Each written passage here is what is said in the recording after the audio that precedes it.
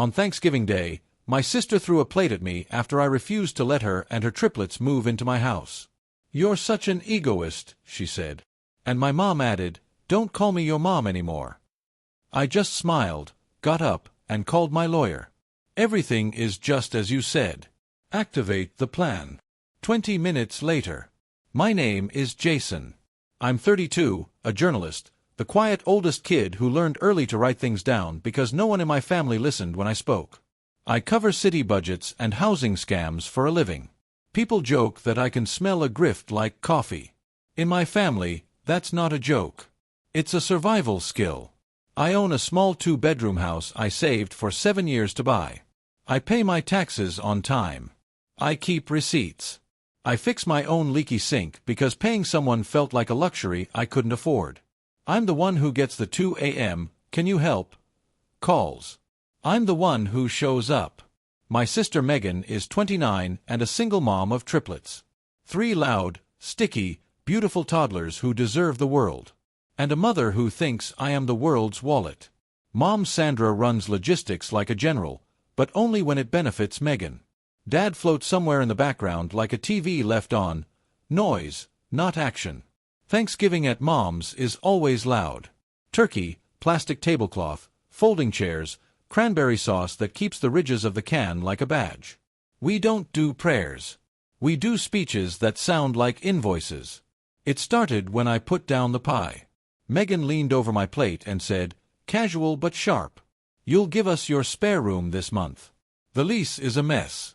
We're moving in Sunday." I blinked. That's my office, and my house isn't baby-proofed for 3 toddlers. Mom cut in. "Don't be dramatic. You can write at the kitchen table." I laughed once. No. The room went still. The triplets banged plastic spoons on the high chairs like a drum roll. Megan's voice dropped. "You're seriously saying no to your family?" "Yes," I said. "We agreed I'd co-sign advice, not mortgages. You've had my couch twice already. I'm not a landlord." Megan's jaw tightened. Then she lifted a plate, gravy, stuffing, all of it, and threw it at me. It hit the wall beside my head and slid down in a brown streak. "You're such an egoist," she yelled. "You live alone with 2 bedrooms while we're drowning." Mom didn't flinch. "Don't call me your mom anymore if you're going to act like a stranger." Forks paused midair. Dad reached for the remote like maybe he could change the channel on his own life. I wiped gravy off my sleeve. I smiled because sometimes that's the only thing that keeps you from exploding. I stood up, walked to the porch, and called my lawyer. "Everything is just as you said," I told her quietly. "Activate the plan." From the kitchen, Megan shouted, "He's calling his lawyer on us." I hung up and came back to the table. No speeches now, just breathing. No one noticed the tiny red light on the baby monitor camera pointed at the dining room. Still recording from earlier. I had set it up to keep the kids from wandering into the stove. Turns out it kept the adults honest, too. 20 minutes later, phones dinged in the living room. No one checked them. Not yet. If you ask my family, I changed when I bought my house. If you ask my bank app, I changed the day I stopped being a walking overdraft fee. I grew up paying for things that weren't mine. Senior year, my grad fee bounced because Mom used my account number by accident for a cable bill. First year out of college, I split a 1-bedroom with a roommate and sent Megan $200 a month because diapers. When the triplets were born, I took night shifts to cover her hospital parking passes. I didn't mind then. She was scared. I was proud to help. But help became default. Default became duty. Duty became debt. My phone is full of little messages that tell the whole story. "Jason, can you spot me $60 formula?" "Jason, we need $300 for a new stroller. The old one is bad for their hips." "Hey, can you switch the utilities into your name for a week? My credit is weird." My credit was fine until it wasn't. Megan lived with me twice. The first time, 3 months. The second time, 5.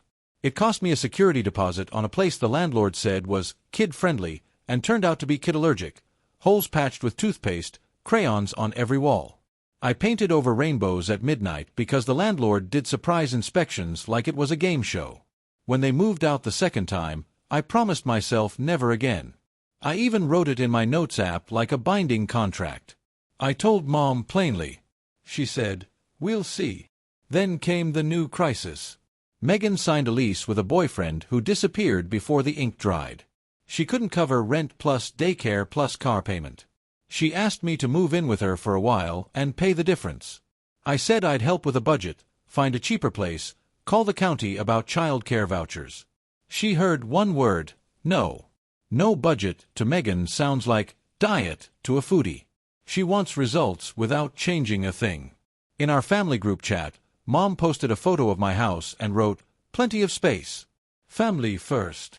Relatives reacted with hearts like they were voting on a talent show. No one asked me.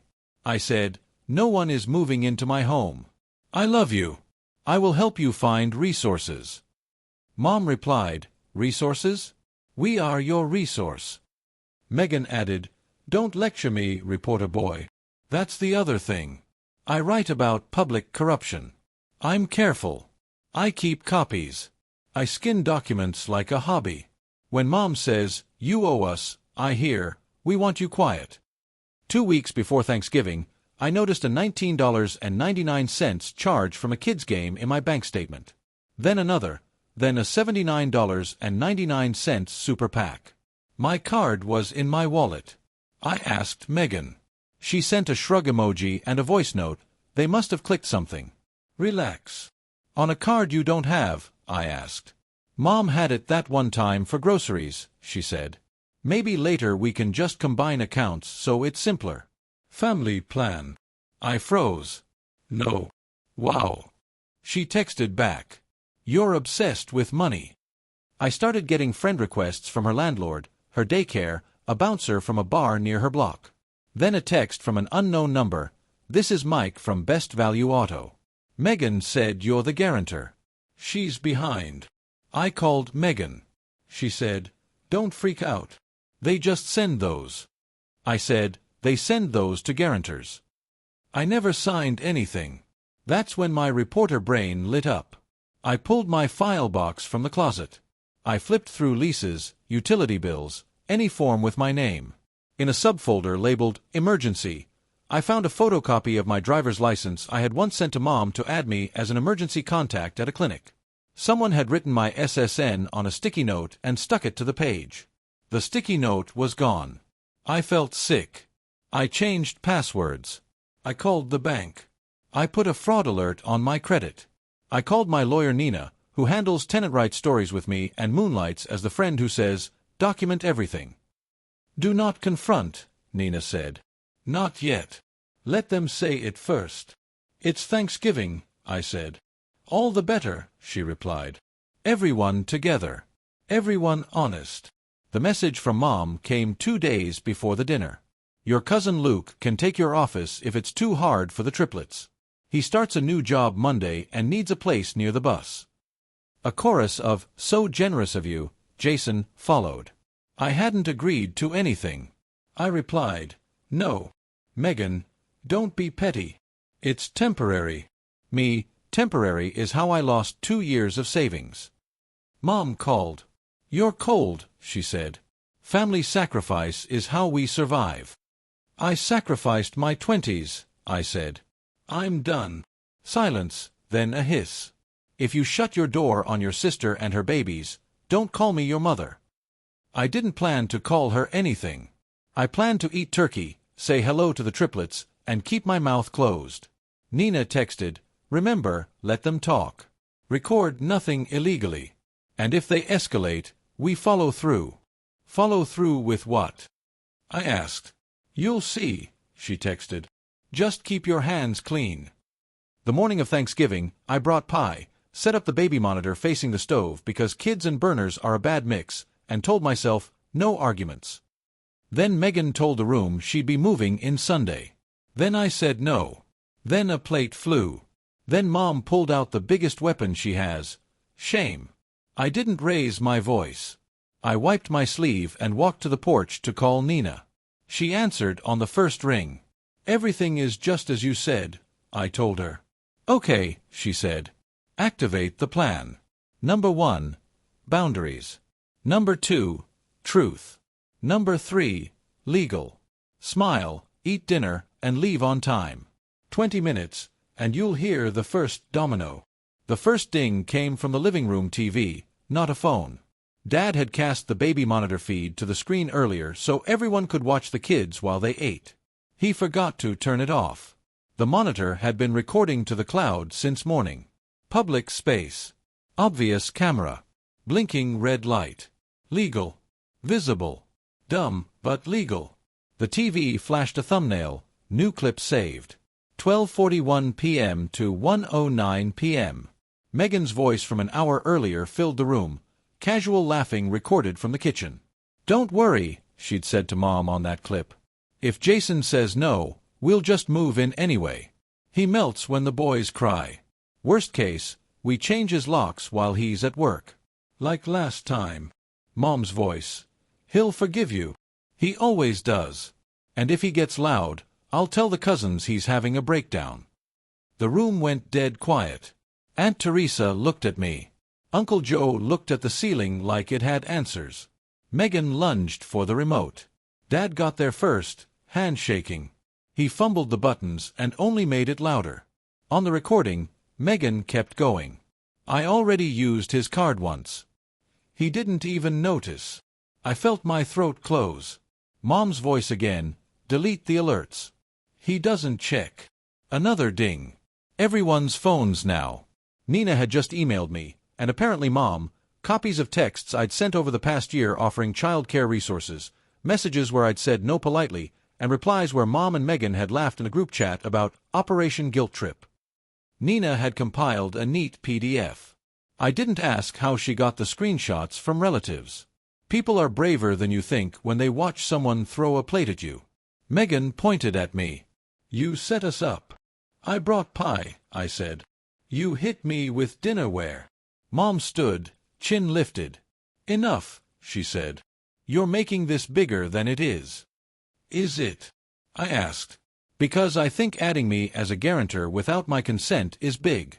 I think using my card is big. I think planning to change my locks is large.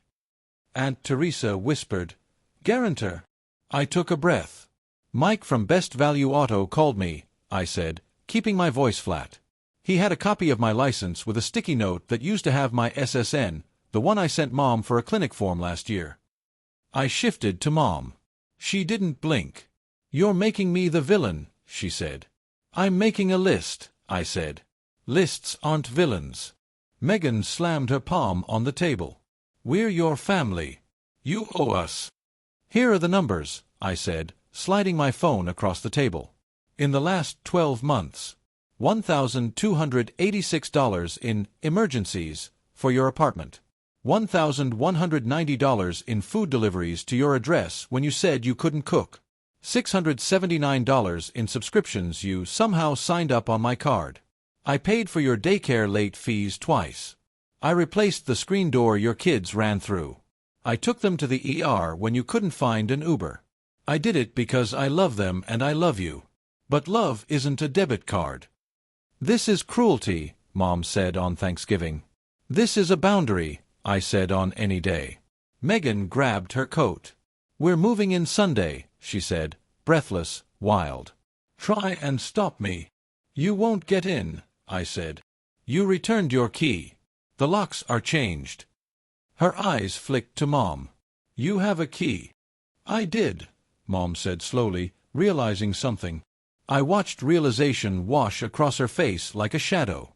I checked your purse, I said. She did.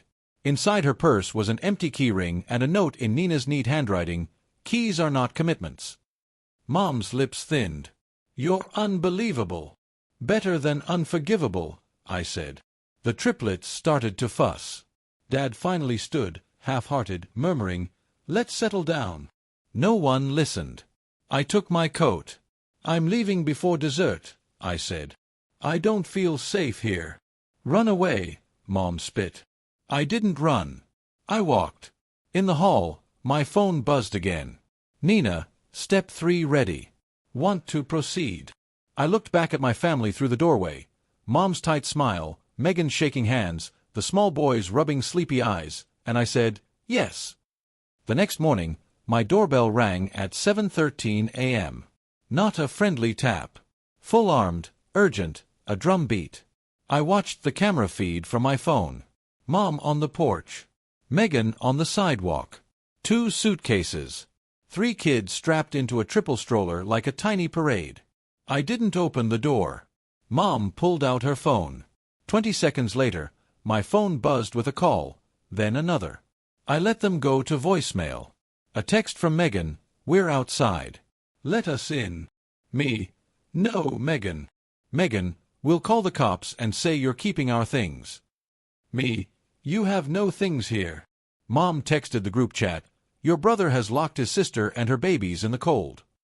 3 cousins reacted with angry faces. Then Nina dropped a message into the same chat from my number that I'd approved the night before. A scanned letter on firm letterhead addressed to Mom and Megan, time-stamped and sent by certified mail, stating clearly, "They are not tenants. They do not have permission to reside at my address. Any attempt to enter would be unlawful. Any further unauthorized charges will be prosecuted." Below it, screenshots of Megan's own messages about changing my locks and using my card. The chat went silent. Then Aunt Teresa typed, "Sandra, this is too far." Uncle Joe added, "You can't just move into someone's house." My cousin Luke, future office squatter, left the chat entirely. Mom banged the door again. I spoke through the intercom. "Mom, I will help you find an emergency shelter with family rooms for the weekend and a legal aid clinic on Monday. I will drive you there. I will buy diapers. I will not let you move in." "You're heartless," she said. "I have a heart," I said. "It's just not for rent." Megan cried, real tears, real fear. I almost opened the door. Then my phone buzzed with a notification from my credit union, attempted login from a new device. I stared at the screen. I stared at my front door. I pressed the intercom. "Nina filed the fraud report," I said softly. "Stop." Megan stopped crying. She went flat, that hard, tired tone I'd heard on the baby monitor. "So, it's war." "It's not," I said. "It's a ceasefire with rules." She walked away, pushing the stroller. Mom stayed quiet, then left too. 10 minutes later, Mom posted on Facebook, "Some people forget who rocked them as babies." Nina texted me, "Do not respond." We activated the rest of the plan. First, the practical stuff. I called the daycare and paid 2 weeks ahead anonymously through their portal so the boys wouldn't be punished for adult choices. I sent Megan a gift card that worked only at the grocery store and pharmacy, not for cash. I forwarded her a list of subsidized apartments and a contact at a non-profit that helps single parents with deposits. I blocked charges from my cards to any of her known merchants. I turned on 2-factor for everything. I put a freeze on my credit that needed my voice to lift. Then the personal. I wrote an email to the whole family. Not a manifesto, no cursing, no heat, just facts. "Hi. Yesterday a plate was thrown at me for saying no." The baby monitor recorded a conversation about changing my locks and using my card. "I have reported fraud. Going forward, I will not house adults. I will not be a guarantor. I will not send cash. I will pay for specific needs for the children directly: diapers, food, daycare.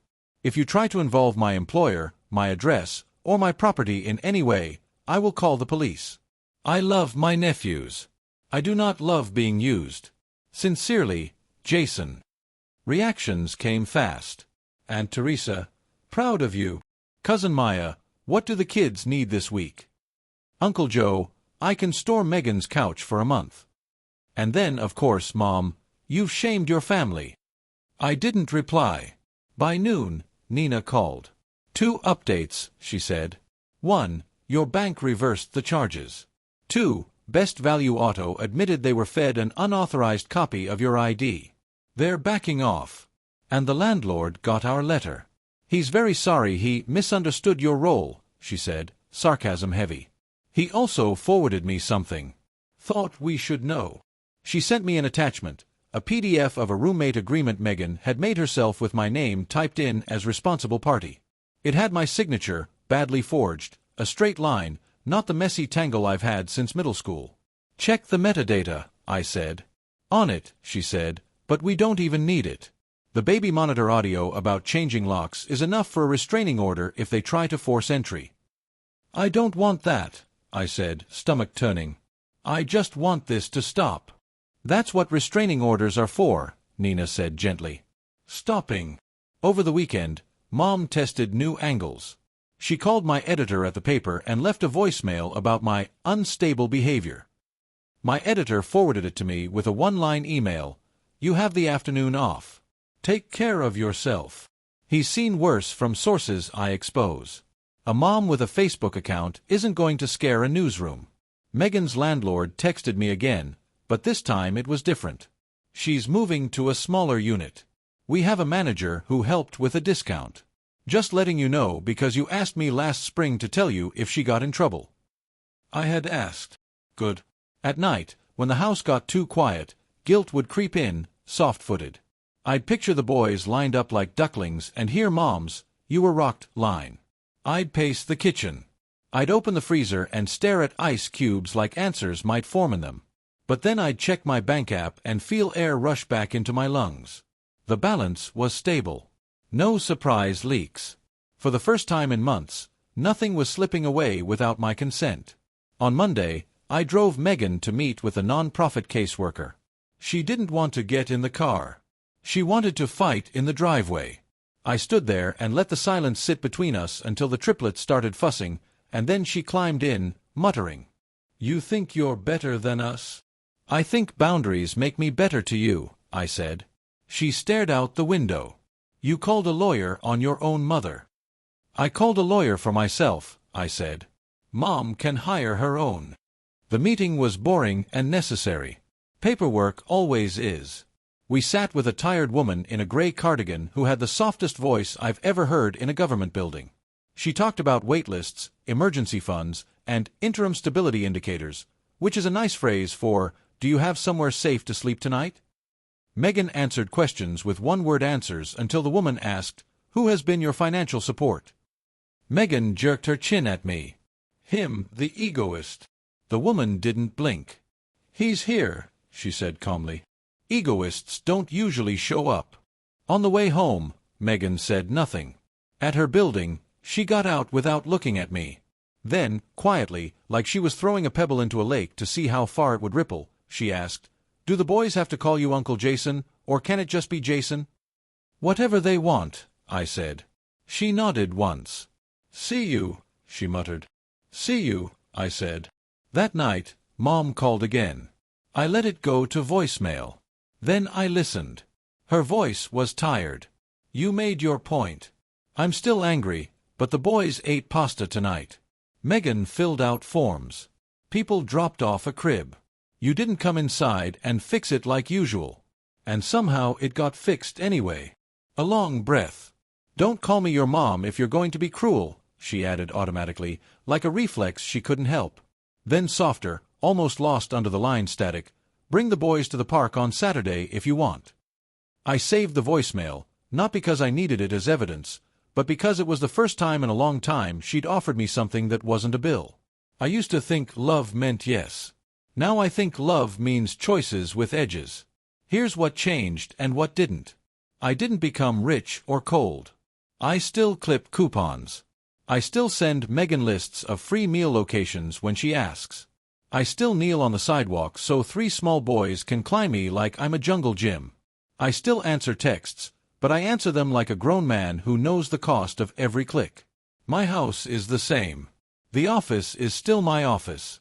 The spare bed is for friends who call ahead, not emergencies that explode on my porch. My front door camera still records, not because I'm paranoid, but because I'm done hoping people will choose to be fair when it's easier not to be. Mom and I talk in short, careful calls. We stick to weather, recipes, updates about the boys. When she starts a sentence with, "You should," I say, "I won't," and let the silence do its work. Sometimes she hangs up. Sometimes she laughs in that brutal way that used to control me. Sometimes she says, "Okay, like the word tastes new.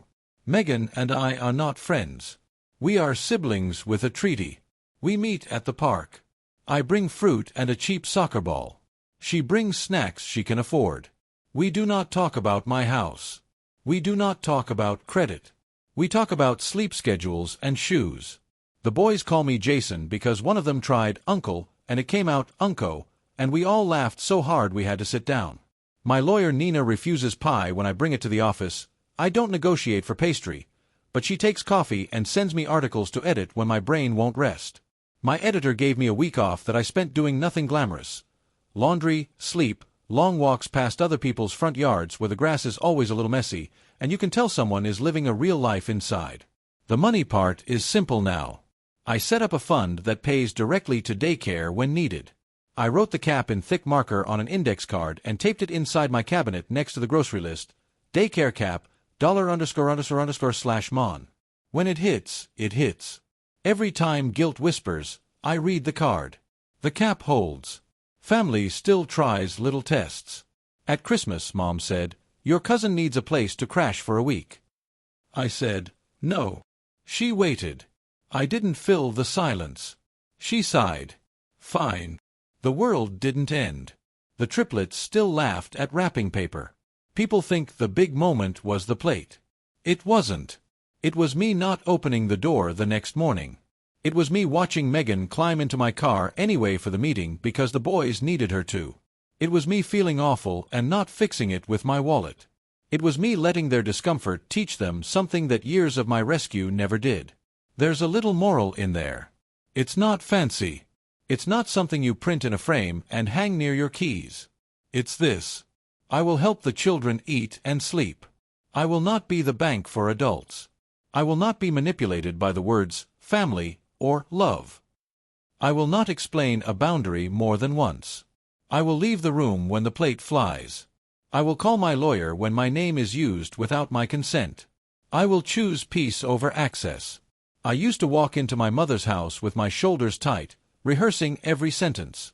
Now, when I see the boys, I kneel first. I let them knock me over. I feel the weight of 3 small bodies and think, this is what I can carry. Then I stand up, hug them, and go home to my quiet 2-bedroom house I worked for. I lock my door, not against love, but for it. And when my phone buzzes with a message that starts, "You owe us," I smile a little, breathe, and type the same 2 words every time. No thanks. That's not vengeance. That's peace.